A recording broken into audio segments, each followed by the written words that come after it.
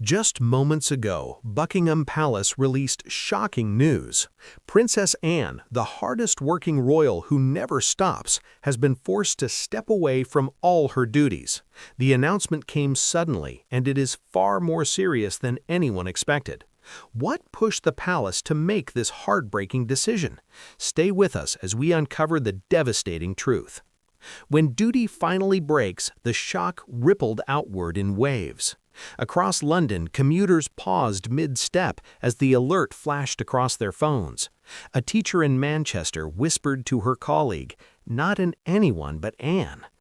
In Edinburgh, an elderly woman setting out her morning tea felt her hands tremble as she read the headline aloud.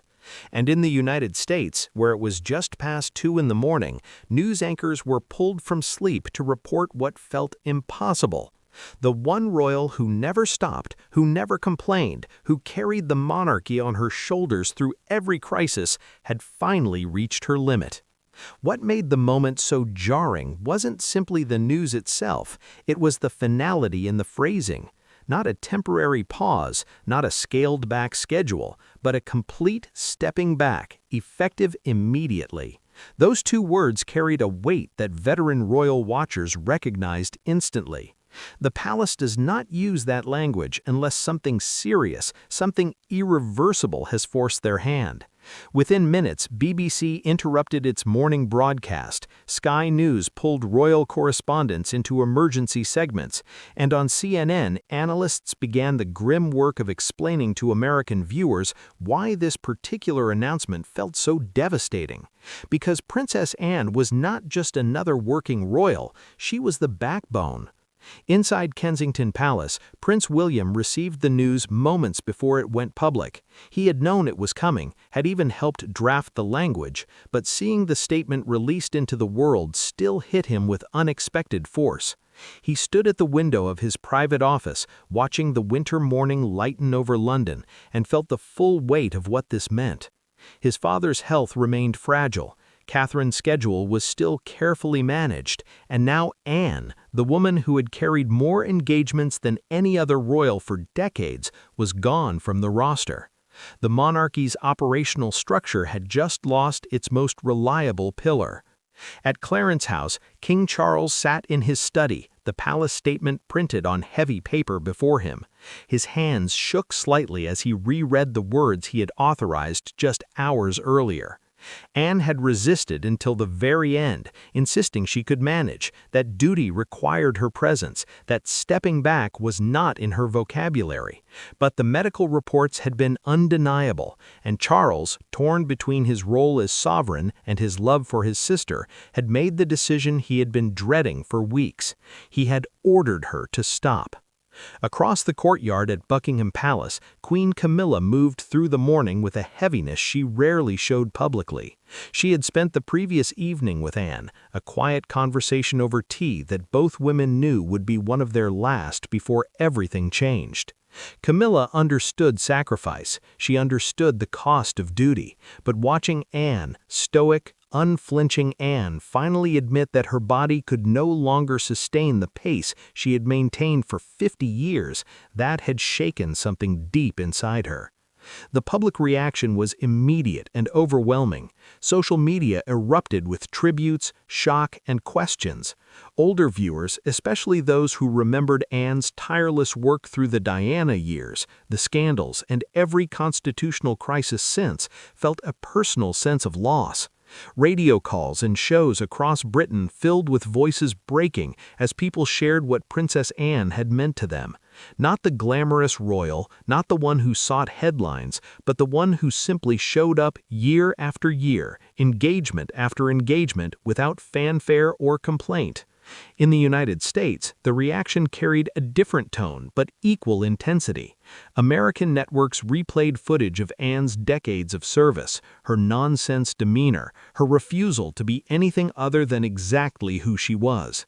Commentators noted that among a younger generation of royals defined by drama and reinvention, Anne had represented something increasingly rare: consistency, reliability, duty without self-promotion. And now that presence is gone. But while the world processed the public announcement, those inside the palace understood something the statement did not say. This was not a decision Anne had made willingly. It was a decision that had been forced upon her by weeks of escalating concern, by medical evidence she could no longer dismiss, and by a family that finally intervened before the unthinkable happened.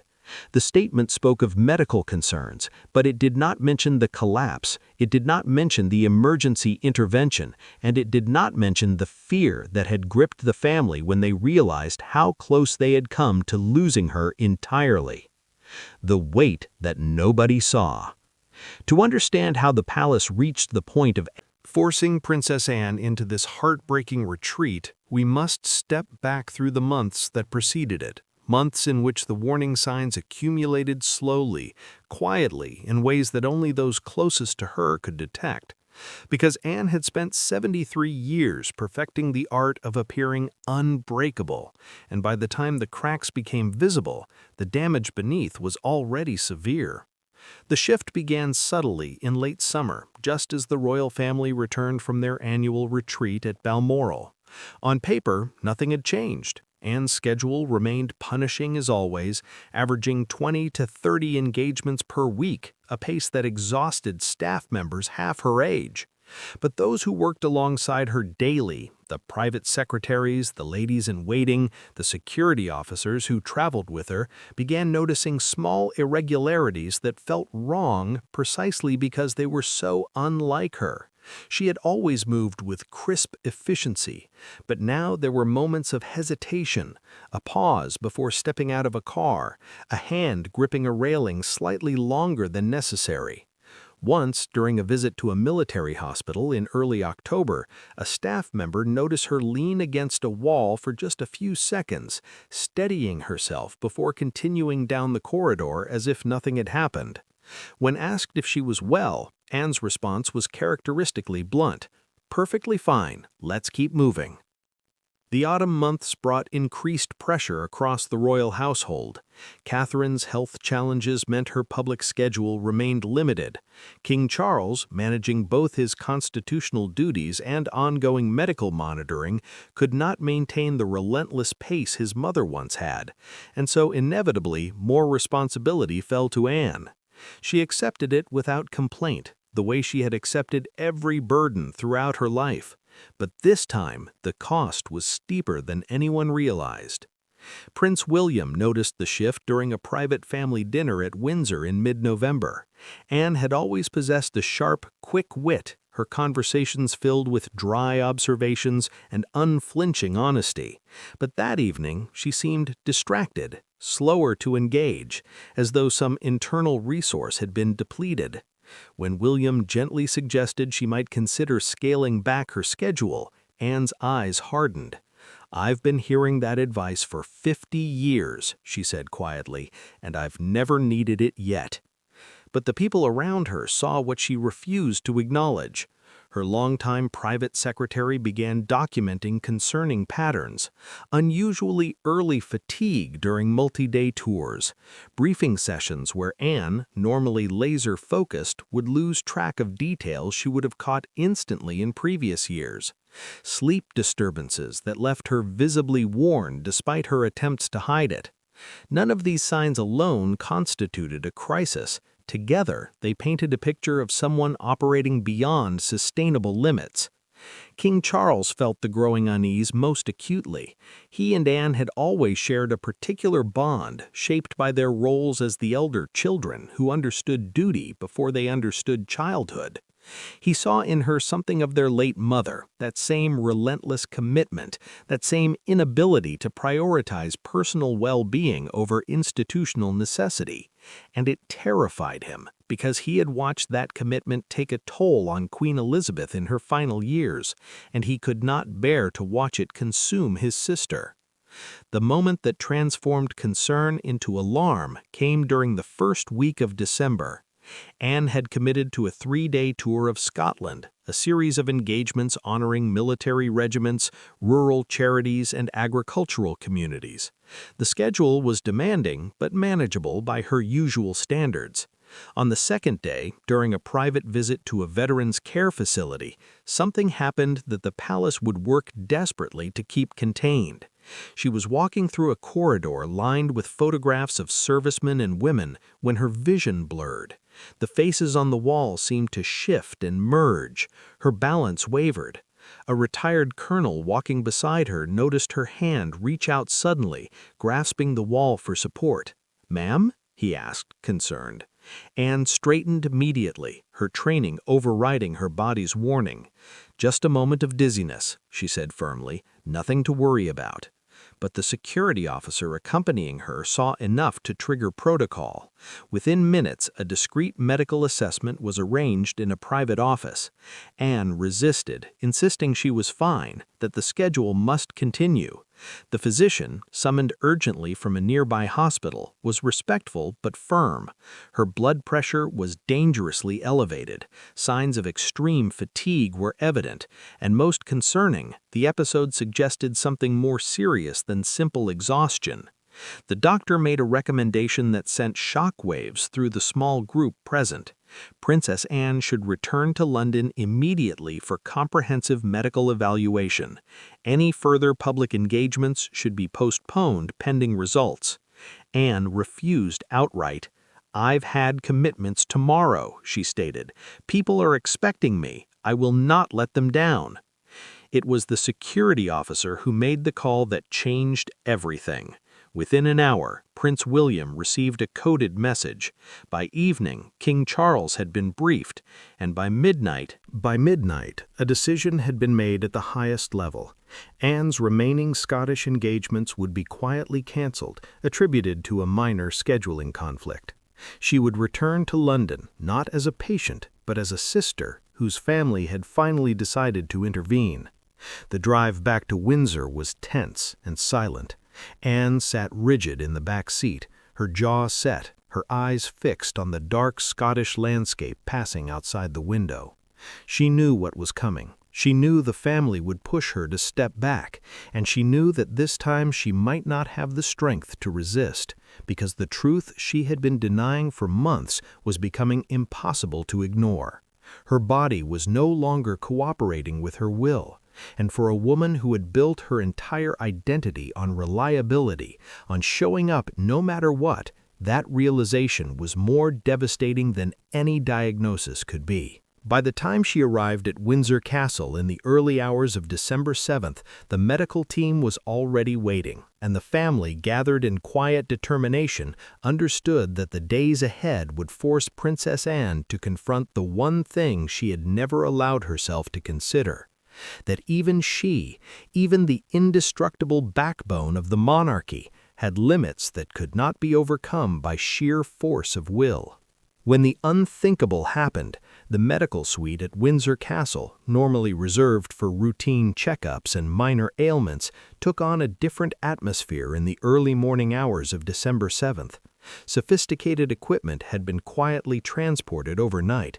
Specialists from 3 different London hospitals arrived under strict confidentiality agreements, and in the center of it all sat Princess Anne, still dressed in her traveling clothes, her expression one of barely contained frustration mixed with something those present had never seen in her before: fear. The head physician, Dr. Margaret Thornbury, a woman who had served the royal household for 2 decades, approached the examination with the kind of directness Anne typically appreciated. But today, every question felt like an invasion, every test a reminder of vulnerability Anne had spent her entire life refusing to acknowledge. When asked about the frequency of dizzy spells, Anne's answer was clipped. "Occasional, nothing that interfered with my duties." When pressed about headaches, sleep patterns, and episodes of disorientation, her responses grew shorter, more defensive. Prince William arrived at Windsor just after 8 in the morning. He found his father in the private sitting room adjacent to the medical wing, staring out at the frost-covered gardens with an expression of profound worry. Charles had barely slept. The decision to force Anne into this medical evaluation had been one of the hardest of his reign, knowing how fiercely she would resist, knowing how much it would feel like a betrayal of the autonomy she had guarded so carefully. "How is she?" William asked quietly. Charles turned, and William saw exhaustion etched into every line of his father's face. Angry, frightened, refusing to accept that this might be serious. He paused, his voice dropping. "She reminds me so much of my mother. That same inability to put herself first even when everything depends on it." By midday, the preliminary results began emerging, and they were worse than anyone had hoped. Dr. Thornberry presented her findings in the oak-paneled study where Charles, William, and Camilla had gathered. Anne's blood pressure was severely elevated, indicating months of untreated hypertension. Neurological tests revealed signs consistent with transient ischemic attacks, small strokes that served as warnings of potentially catastrophic events to come. Most alarming were the cognitive assessments, showing subtle but measurable decline in processing speed and memory function, likely exacerbated by chronic stress and exhaustion. "In simple terms," Dr. Thornberry said carefully, "the Princess Royal's body is in a state of systemic breakdown. Years of operating under extreme stress without adequate rest have created multiple vulnerabilities. The episode in Scotland was not an isolated incident, it was a symptom of a much larger problem." The room fell silent. Camilla spoke first, her voice steady but strained. "What are the risks if she continues at her current pace?" Dr. Thornberry did not soften her answer. "Stroke, cardiac event, or complete physical collapse, any of which could be fatal. She needs immediate and complete rest, comprehensive treatment, and a permanent reduction in stress levels. Her schedule as it currently exists is incompatible with survival." William felt something cold settle in his chest. He had known Anne was pushing too hard, they all had, but hearing it framed as a matter of life and death transformed abstract concern into immediate crisis. "She won't accept this," he said. "She'll fight us every step." Charles closed his eyes briefly. "Then we fight harder, because I will not lose my sister to duty. I've lost too much to duty already." The afternoon brought the confrontation everyone had been dreading. Anne was summoned to the study, still wearing her determination like armor, prepared to argue her way out of whatever restrictions the family intended to impose. But when she entered and saw the three of them, Charles, William, and Camilla, all sitting with identical expressions of immovable resolve, something in her posture shifted. Charles spoke first, his voice carrying the authority of a king, but trembling with the emotion of a brother. "Anne, we've received Dr. Thornberry's report, and I'm not asking for your opinion on this. I'm telling you what will happen." Anne's jaw tightened. She remained silent. "Effective immediately. All your engagements are canceled. You will undergo a comprehensive medical treatment program, and you will not return to public duties until a team of specialists, not you, determines it is safe." "That's not your decision to make," Anne said, her voice low and dangerous. "My schedule, my commitments, my choices." William leaned forward. "It stopped being your choice the moment your health became a threat to the institution. We cannot afford to lose you, Anne. Not to pride, not to duty, not to anything." "I have never missed an engagement due to personal weakness," Anne replied, each word sharp as glass. "I will not start now." Camilla, surprisingly, was the one who broke through. Her voice carried a gentleness the others could not manage in that moment. "This isn't weakness, Anne. This is biology. Your body is trying to tell you something you refuse to hear, and if you don't listen now, you won't get another chance." The words hung in the air. For a long moment Anne stood rigid, her hands clenched at her sides. Then something in her face shifted. Not surrender, but a crack in the armor, a glimpse of the exhaustion she had been carrying alone. "I have 42 confirmed engagements before Christmas," she said quietly. "Organizations depending on me, people who planned events around my attendance." "They will understand," Charles said gently. "And if they don't, they were never worthy of your time in the first place." That evening, as Windsor Castle settled into winter darkness, the family remained together in a way they rarely could. Edward and Sophie arrived from Bagshot Park, both shaken by the news. Princess Anne's children, Peter and Zara, drove through the night from their respective homes, arriving with questions no one could fully answer. The gathering was not ceremonial. It was the raw, frightened coming together of a family facing something they had all believed impossible. Anne breaking.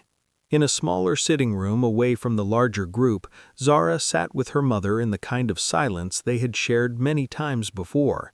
Anne had never been demonstrative with affection, but Zara knew the depth of love beneath the reserve. "You can't keep doing this to yourself," Zara said quietly. "We need you alive more than we need you working." Anne looked at her daughter, and for the first time that day, her voice carried no defensiveness. "I don't know who I am if I'm not doing this. I've been the Princess Royal longer than I've been anything else, longer than I was a daughter, a wife, a mother. This is what I know."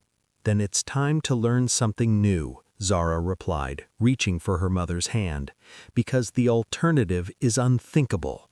By the time the family began dispersing late that night, one decision had been solidified. Anne would remain at Windsor under medical supervision for at least 2 weeks. A comprehensive treatment plan would be developed, and, most importantly, the palace would need to announce something to the public, carefully worded to protect Anne's privacy while explaining her sudden absence from all duties. The communications team was already drafting language, knowing that every word would be scrutinized, analyzed, and dissected by a public that had come to see Princess Anne as indestructible. What none of them knew yet was how Anne herself would process this forced retreat, whether she would accept it with the pragmatism she brought to all challenges, or whether being told she could no longer serve would break something inside her that no medical treatment could repair. As the lights dimmed across Windsor Castle and the December cold deepened outside, Princess Anne lay awake in a guest suite, staring at the ceiling, feeling more lost than she had at any point in her 73 years, the choice nobody wanted to make. The morning of December 8th dawned gray and heavy over Windsor Castle, matching the atmosphere inside the private family quarters. In a conference room normally reserved for constitutional matters, an emergency meeting was convening that would determine not just Princess Anne's immediate future, but the operational structure of the monarchy for months, possibly years to come. The participants gathered quietly, speaking in low voices, each carrying the weight of a decision no one wanted to face. King Charles sat at the head of the long table, looking diminished in a way that had nothing to do with his physical stature. To his right sat Prince William, already reviewing documents prepared by palace advisors. Overnight, Queen Camilla occupied the chair to Charles's left, her expression carefully composed. Around them sat senior household officials, the master of the household, the private secretary, the communications director, and Dr. Thornberry, who had been asked to present a more detailed medical briefing to the decision-makers. The meeting began with formalities, but the tension was immediate. Dr. Thornberry stood distributing bound folders containing her full medical assessment. "I want to be absolutely clear about the severity of what we're facing," she began, her tone clinical but not without compassion. "Princess Anne has been operating in a state of chronic physiological stress for an extended period. The transient ischemic attacks we detected are warnings. Her next episode could result in permanent neurological damage or death." William's hands tightened on the folder. He had read the summary already, but hearing it stated so plainly made the reality inescapable. "What is the minimum time she would need away from duties to address this properly?" he asked. Dr. Thornberry did not hesitate. 6 months. Of complete rest, minimum, possibly longer depending on her response to treatment and lifestyle modifications, and even then, a return to her previous schedule would be medically inadvisable. We would be looking at a permanent reduction of at least 50% in her workload. The number hit the room like a physical blow. 50% reduction for the royal, who consistently carried more engagements than anyone else, meant a massive gap in the monarchy's operational capacity. The master of the household began outlining the immediate logistical nightmare. 417 confirmed engagements on Princess Anne's schedule through the end of the following year would need to be redistributed, postponed, or canceled.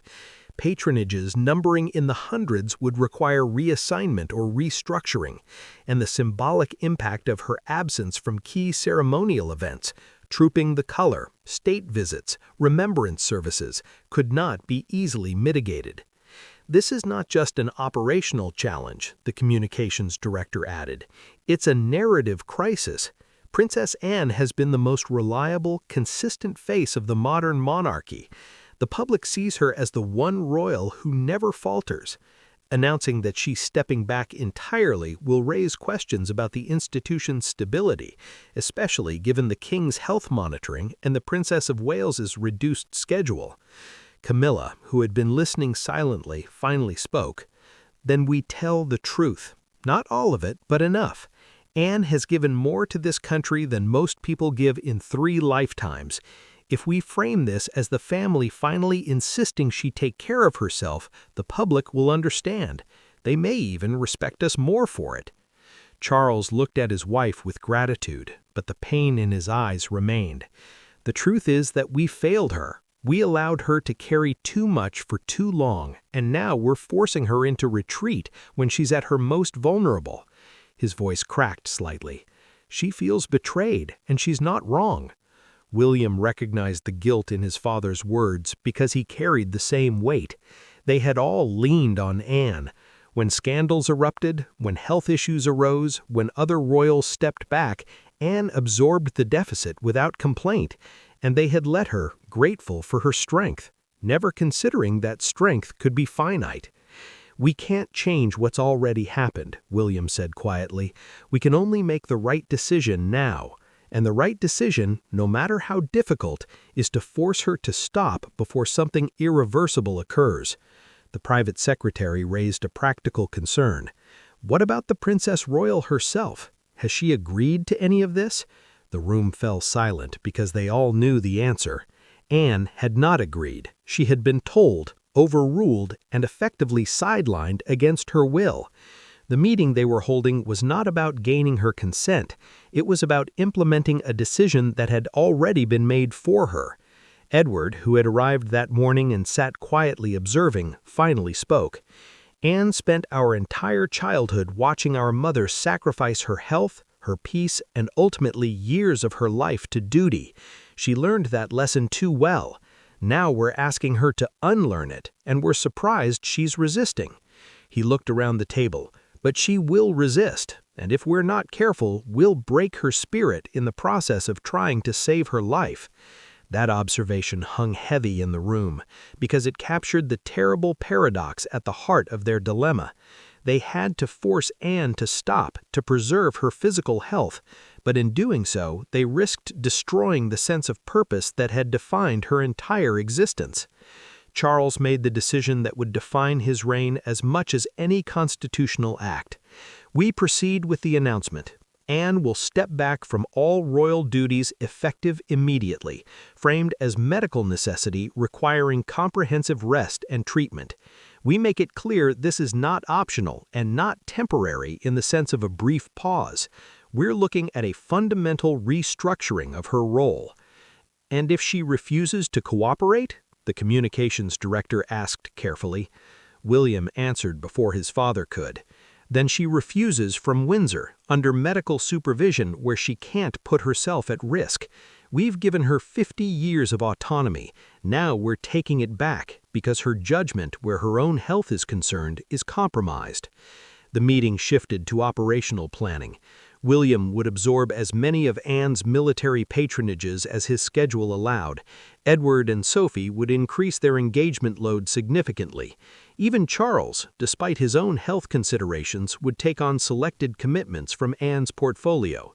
Camilla quietly agreed to assume several of Anne's charitable patronages, though she knew the comparison would be difficult for everyone involved. But beneath the practical discussions, an emotional current ran through the room. They were not just redistributing engagements, they were acknowledging that an era had ended. The era of Princess Anne as the monarchy's unshakable foundation was over, ended not by scandal or choice, but by the simple biological reality that even the strongest bodies have limits. As the meeting concluded, Charles requested a moment alone with William. When the room cleared, father and son sat in heavy silence before Charles spoke. "I'm asking you to do something that's going to be incredibly difficult. I need you to be the one to tell Anne that the decision is final. Not me, not the doctors, but you." William looked at his father, understanding immediately why. "Because she'll fight you with emotion, but she'll listen to me with logic. Because you represent the future," Charles corrected gently, "and Anne, more than anyone, understands that the future must be protected, even at personal cost. If you tell her this decision is about preserving the monarchy for George, for the institution she served her entire life, she might find a way to accept it." The weight of that responsibility settled on William's shoulders. He would have to look his aunt in the eye, the woman who had mentored him in duty, who had shown him what true service looked like, and tell her that her service was no longer wanted, not because she had failed, but because she had succeeded too well, given too much, until there was nothing left to give. That afternoon, William found Anne in the Windsor Gardens, walking slowly along a frost-covered path despite the cold. She wore a heavy coat and moved with the careful deliberation of someone whose body